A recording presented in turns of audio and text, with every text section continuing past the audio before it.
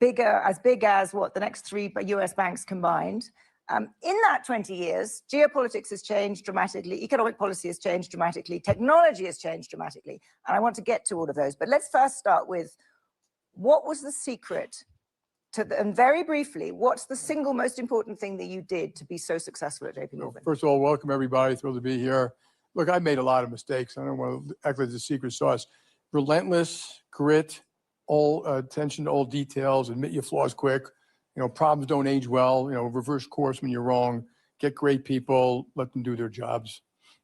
It's pretty easy, very easy to do. What do you wish you'd done differently?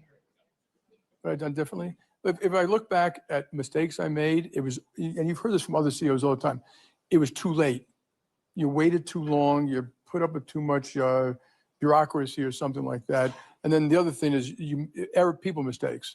That you just took it too long to recognize, and that takes a long time to fix or something like that. Other decisions that we lost money or something like that, I don't worry that much about that. But those are the two main flaws, I guess. So it's interesting, you waited too long. Let's talk about that in the context of the huge technological revolution we're in the midst of, and the AI revolution, because you are spending very big on technology and you've been very aggressive. Can you talk me through how you're thinking about AI and how you're thinking about positioning JPMorgan, and what are you actually doing? And so we don't look at AI that different than technology. Technology has always been the thing that changes everything we all do. That's been true my whole life, my whole career. So we've always had the head of technology at the management table, and we do any kind of business review. What are you doing in tech? And it could be for finance or HR. It's just, what are you doing in tech? How are you going to improve your ops? What are you doing? What's better? What other people do? AI, we took it out of tech. They work close with tech. Now has a seat at the table. And so whenever we meet, there's a list of AI. What are you doing in AI? So any one of you, if you work at JPMorgan, you have your list of what are you doing in AI? What are you implementing? It could be coding. It could be open AI. It could be limited systems. We have 500 use cases, and you got to get better at it. It's very fast. It's changing rapidly. We have an LLM where 150,000 people use it internal data every week. You just got to make it more to your psyche. And I still think it's the tip of the iceberg. I think this one is faster, is massive. It is like the internet, or electricity. It's not going to roll out over 20 years. It's more parabolic for now. But when you think about the impact of AI, do you think of it as being an efficiency improver? Are you looking at we can improve things across all of these business units, or are you thinking that this is going to reinvent what JPMorgan is at a much more fundamental level? I think it could be both, so doing things better, faster, quicker, so we have use cases in risk, fraud, marketing, errors, customer service, idea generation, hedging. It's used extensively, credit, everywhere. But I do think if you take it to the next step, agents, that could change your business. The speed at which things happen, how people access our systems. So yeah, and that is true for our technology. Remember in the old days, 40 years ago, you called up to do a stock trade. Now you do it on your iPad, you enter it and it goes through algorithms and it gets automatically executed. So it will change the way customers face us. We have to be very adept at saying, what do you want? You're the customer. How do you want to access it? And so yeah, I think it'll change a bunch. And it may lead to us winning and losing in big areas. So do you think it poses a threat to incumbents more? Are you more worried about new fintechs coming much more adept at this than you were before? Well, this is very important. So if you go back 20 years ago, our competitors were Goldman and Morgan and Wells and Bank of America. As you see, they're all doing well now, all of them. But now we have Stripe and PayPal and fintechs and Chime and Dave and Sophie and Revolut and these are great companies, and they're coming at you, some to pick a sliver of the business, some to take your whole business. So yeah, I think you have to look at all of that, and if you put your head in the sand, you will lose. I think that was true 30 years ago, but I think it's probably more true today. And the brain power and money that's going into this thing is extraordinary. And so, if we don't do our job faster, quicker, yeah, we'll lose too. And when you take the experience you've had at JPMorgan, what does it make you think about the impact across the economy? Are you in the camp that, say, someone like Dario Amodei is, half of all entry-level white-collar jobs will be gone in 1 to 5 years? Do you think it is going to be a kind of cataclysmic impact on the labor market? Yeah, I don't know about that. So here, as a business person, my view is don't put your head in the sand. It is what it is. We're going to deploy it. Will it eliminate jobs? Yes. Will it change jobs? Yes. Will it add some jobs? Probably. It is what it is, and you can hope for the world you want, but you're going to get the world you got, and your competitors are going to use it. Countries are going to use it. However, I do think it may go too fast for society. And if it goes too fast for society, that's where government and business in a collaborative way should step in together and come up with a way to retrain and people or move it over time. So you go back, trade adjustment assistance was supposed to do that. If a town loses a factory and they lose jobs, you have income assistance, relocation, early retirement, retraining. We may have to do that, and I think we're doing it already ourselves. That wasn't exactly a great success. No, in the US case, it was incredibly poorly done. It did not work. We need to be prepared to have something that works this time. But given the speed at which this is happening, and this is, I'm not so much talking about JPMorgan, I'm talking in public policy terms, given the speed at which this technology is coming, what do governments, what does the US government, what do other governments need to be doing right now to prepare societies for that? I have a plan to retrain people, relocate people, income assist people. I'll give you a thought exercise, okay? 2 million commercial trucks in the United States. It may get to the point where you can push a button, you're going to save lives, it's going to be faster, you're going to save CO2, it obviously makes sense. And should you do it all at once if 2 million people go from driving a truck, making $150,000 a year, to a next job might be 25,000? No, you'll have civil unrest. So therefore, phase it in, retrain. How can you phase in AI? Just tell them you can't lay off 2 million truckers tomorrow. You can phase it in over. So you want the government to tell you can't lay off a whole bunch of people at JPMorgan? And we would agree. If we have to do that to save society, remember, it'll be more productive society. So society will have more production. We're going to cure a lot of cancers. You're not going to slow it down. How do you have plans in place to make it work better if, in fact, it does something terrible? And that's the only way to do it. And that should be done at the level of the government telling companies they cannot lay off? No, I think it should be done at more of a local level where someone says to a JPMorgan, we give you incentives to put in place to retrain these people. Can you slow this down and give people income assistance? Yeah, we could do stuff like that. We're not going to kill all of our employees tomorrow because of AI. We're just not like that. Absent that, will in 5 years' time, will JPMorgan have fewer employees than it has now?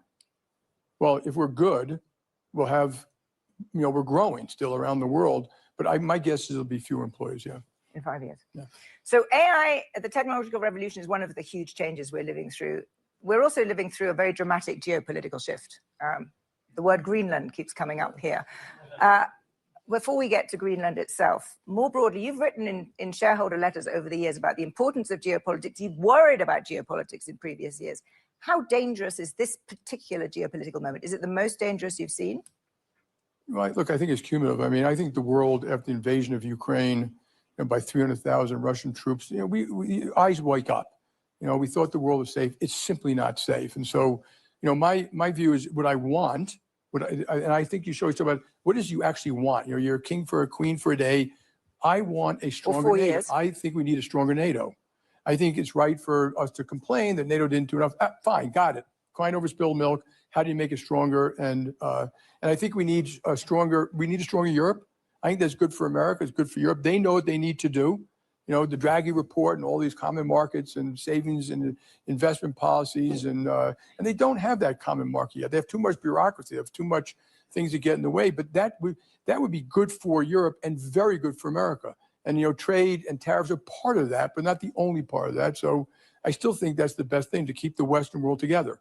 That would be my goal: make the world safer and stronger for democracy, so that we don't read that book 40 years from now, how the West lost. Do you think the Trump administration is making the world safer and stronger and making NATO stronger? Yeah, I don't think it's a binary thing. I think that to isolate what NATO weaknesses are, I think that's fine.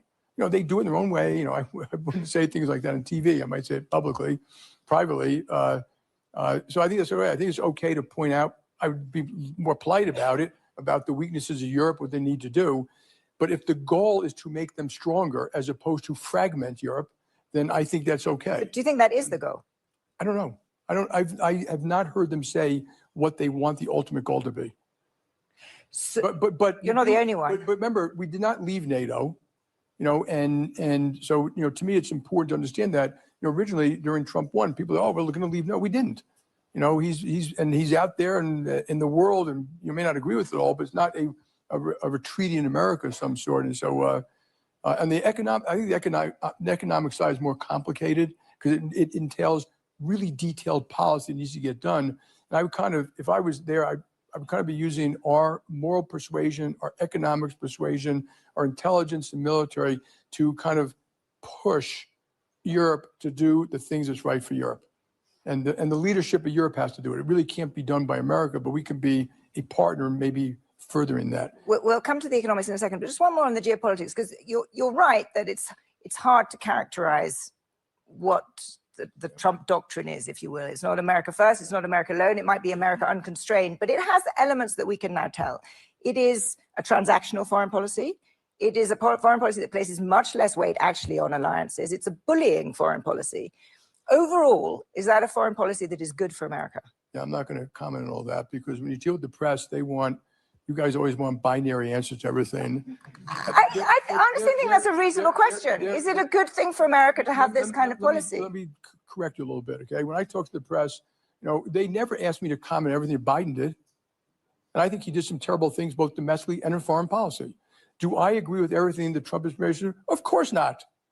No, but in aggregate, is this a good foreign policy? I don't know yet. If they were here, if I were talking to the president, I'd be saying exactly what I'm saying. This should be the goal. Here are the ways to get it. These things may be counter to that. So there's an argument that China is actually the big winner from this approach, because China has stood up to the United States on tariffs and faced down the United States. China is now projecting itself as a stable supporter of multilateralism. Do you think China is the winner from this? I think that's a real stretch. China has a $15,000 per person GDP. Ours is 85. We're the most dynamic economy and prosperous the world's ever seen. We have 40 military alliances, 140 economic alliances. They have one.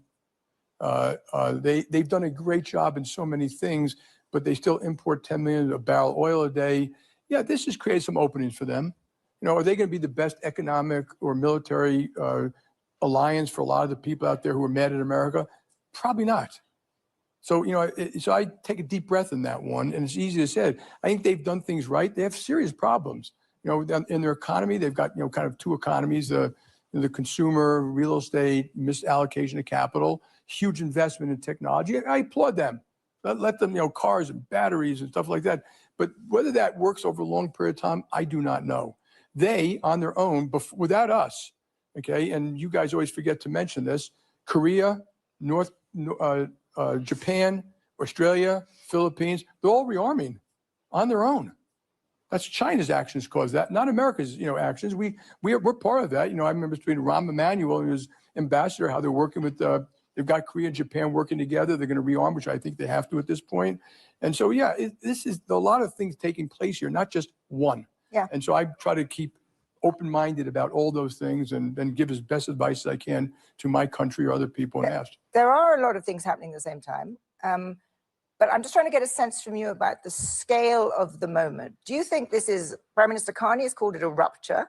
Do you think this is we are shifting, is this post-war order that we all talked about, including you, I think, in previous shareholder letters, is that over? Are we in a new world now? Again, you're making it binary. I don't know. I saw part of Carney's speech. I have a lot of respect for Carney. He did, we're causing some things that may not be good in the long run for America. Like, Carney was just in China, and now he's going to go to India and other things like that. It's not a rupture. If you said to me, has America become unreliable? No. It's just you had total reliance, and now it's less reliable. It's probably more. Which is now. Now we're talking semantics. This is my profession, not yours. I mean, less reliable. At some point, you become unreliable. Oh, we're still a military ally to all 40 countries. When I talk to our military, they're geared up to defend their allies around the world. Trump hasn't stopped all that. So I think it's time for people to take a little bit of a deep breath. That does not mean I like it all. Of course, all my Democratic friends send me notes. You got to say this, you got to say that, you got to say this. And my point is, well, no, they never go through any detail whatsoever. They just huff and puff and get angry. And that doesn't work. So, I know what I believe in. I'm going to write some more about it in my chairman's letter about policy I think that work or don't work. And that's what I'm going to do. So let's talk about economic policy, where there's also been a pretty big change. Two big areas. We've gone from a US that underwrote multilateral trade rules to a US that believes in tariffs. Now, the tariffs that have ended up being imposed are 10% probably on average, not quite as high as we feared on Liberation Day, Is that a good idea? Again, it's not binary. There are three. But you guys, you got to get your heads out of like your own echo chamber. There are three parts to trade, okay? And some require tariffs, okay? One part is national security. We should do what we have to do to create national security around rare earths, around advanced active pharmaceutical ingredients, and some that may require policy that is not typical, like tariffs or pay, long-term dated contracts, so you can build the stuff here you need, and some advanced manufacturing category. These companies cannot succeed if there aren't barriers, quotas, tariffs, or pay for play. Absolutely a sine qua non. I would do what I had to do to protect American national security. The second one is unfair trade. And there's, I say unfair, important trade. I just don't think furniture or T-shirts are important trade, but there is unfair trade. It's in some places blown out of proportion, but if you are subsidizing China in this case, or anyone, subsidizing their cars, their batteries, this, that, so anyone who tries to compete is going to get sunk because of subsidies, and the subsidies can come in various forms, then you should counter that. You can counter that with quotas. A lot of countries have quotas. You can counter that with tariffs, perfectly fine, as long as there's a reason for it. So, but I'm not a tariff guy in general. But I don't think in general it's a great idea, but it is what it is. And so. But the president is a tariff guy in general. He is. He loves tariffs. He is. So this is an area where you would disagree. I would. Okay, good. Finally.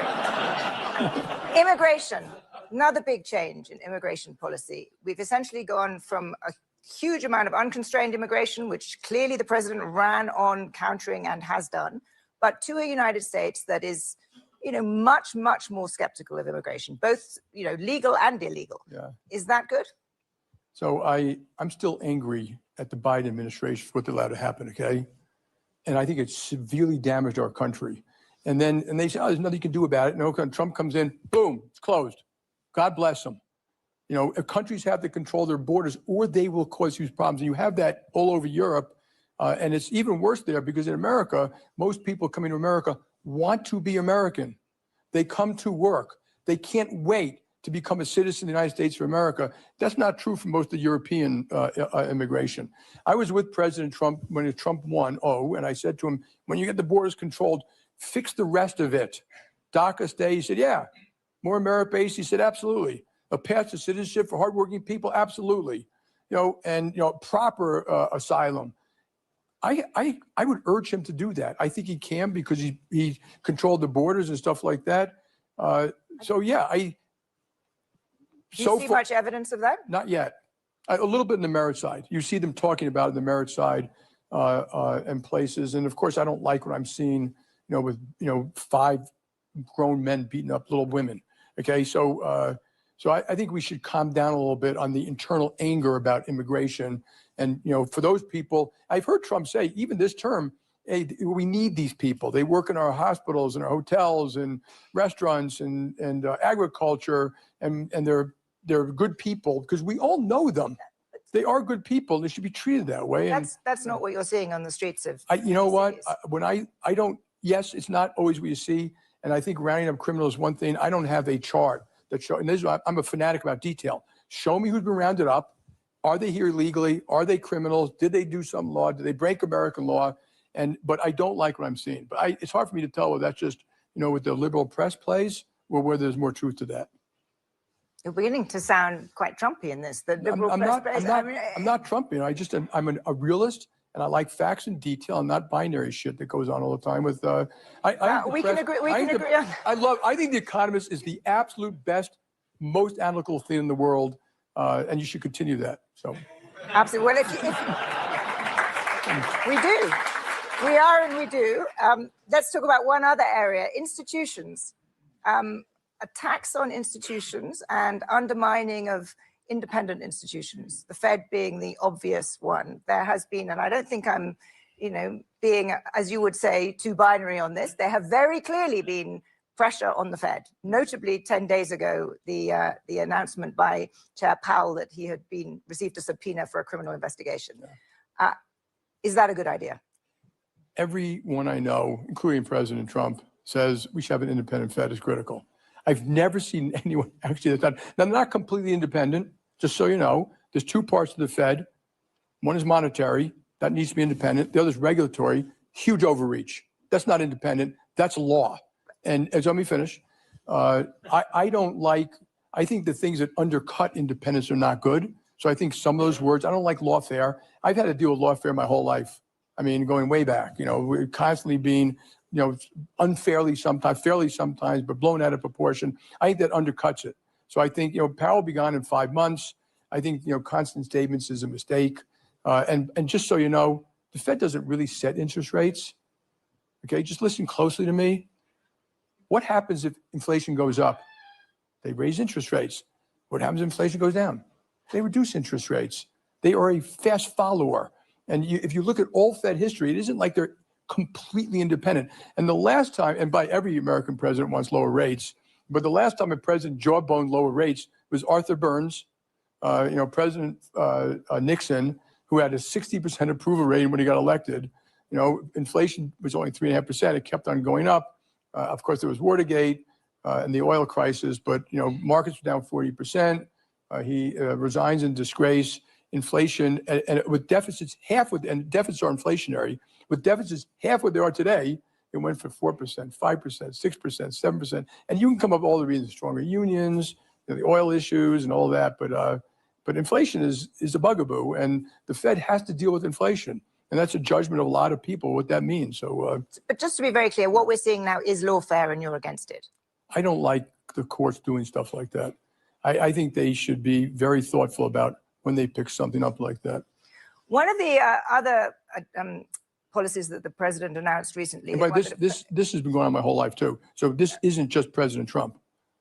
I get that. Okay, so let's be clear about DOJ overreach. It's been consistent now for 20 years, and in the old days the DOJ would step into something when it was referred to them by either civil or criminal. Now they just read the paper and step in, and that's a mistake because to them they're a hammer. To them, everything's a nail. And one of President Trump's recent proposals that would directly affect you, he's doing it to improve affordability, is to impose a 10% cap on credit card rates. Is that a bad idea? It would be an economic disaster. And I'm not making up because our business, we would survive it, by the way. You would, if you, in the worst case, you have to have a drastic reduction of the credit card business. I mean drastic, I mean like 10%, I mean like 80%. It would remove credit from 80% of Americans, and that is their backup credit. But I have a great idea. Since there's a huge disagreement on this one, between Republicans and Democrats, I think we should test it. And my view, and I can't do this, because it'd be antitrust, but the government can do it. They should force all the banks to do it in 2 states, Vermont and Massachusetts, and see what happens. And then I think the left will learn everyone who thinks manipulating price will learn a real lesson. And the people crying the most won't be the credit card companies. They'll be the restaurants, the retailers, the travel companies, the schools, the municipalities, because people will miss their water payments, their this payment and that payment. It would be something else to watch. I think they should test it. Well, President Trump may be determined to test it more broadly. Well, then, okay, whatever it is, we'll deal with it. I think it's wrong for the government to get involved extensively in pricing of stuff, but I got to deal with the world I got. It's kind of interesting. We're going to give them at one point real analysis on the effects of this. We've given some, but not a lot. It's kind of interesting. When I ask you something that directly affects JPMorgan, you say it will be a complete economic disaster. No, when I speak more broadly about geopolitics, you're very reluctant to criticize the president. First of all, one I know exactly. The other one is more qualitative, how it's going to work, what are the pieces, what's their intent, how are people going to respond. They're not the same thing. But the economic, when you believe something to be true, you should say that. And so the economic of the card thing, we'll see. Do you think CEOs... But the other thing, I've not seen anyone, really, Republicans, senators, businesses, banks, credit unions, community banks, anyone think it's a good idea. Do you think it is... But it goes back to this thing about, this word affordability. Of course we want affordability. The Democrats don't want affordability. What we've screwed up as a nation is bad policy around housing, mortgages, affordability, health, immigration. We've messed up so many policies, which I write about. It's time to fix them. And I think the economists can help do that because you guys are really smart people. And so, and we constantly have this economic policy that we don't think it through. We've driven half the companies out of the public markets. What are we doing? Why did that happen? and then we just can't deal with reality anymore as a people, because we want a simple answer to everything. And so when you tot up all the things we've been talking about, the president's policies, both geopolitically and economically, and the tech change that we're living through, do you think the US economy is on balance in better shape or worse shape? It's been hugely resilient. It's in pretty good shape. You're going to have a lot of stimulus early in this year. So you're going to, and multiple forms of it, from the one big beautiful bill to what they're doing with student lending to, some of the mortgage purchasing they're doing, deregulation of banks, which is real, deregulation, which feeds animal spirits. Our economy is so large and so integrated and so complex, and it's hard to always tell, but the innovation is unbelievable. You take a trip to Silicon Valley and look at these companies, it blows you away. The brain power going to fixing things and curing cancer and fixing machines. And so I think it's great. So you talk about economic policy, I think what government should be focused more on is policy conducive to growth. And then, of course, you have policies that help the old, the sick, the aged, et cetera. And we don't even do good in that in a lot of cases. So I think we could do a better job making the economy work for everybody. And it is a little bit of this K economy now. We do see that where, the upper income are doing far better. They got houses and stocks, and there's the lower side, they're back to normal, which is they don't have enough of a rainy day fund. Jobs are getting a little harder to get. Incomes have stopped growing a little bit. And we're quite conscious of that. And I think there are things we can do. Like, for example, and we've done analysis, I would double the income tax credit.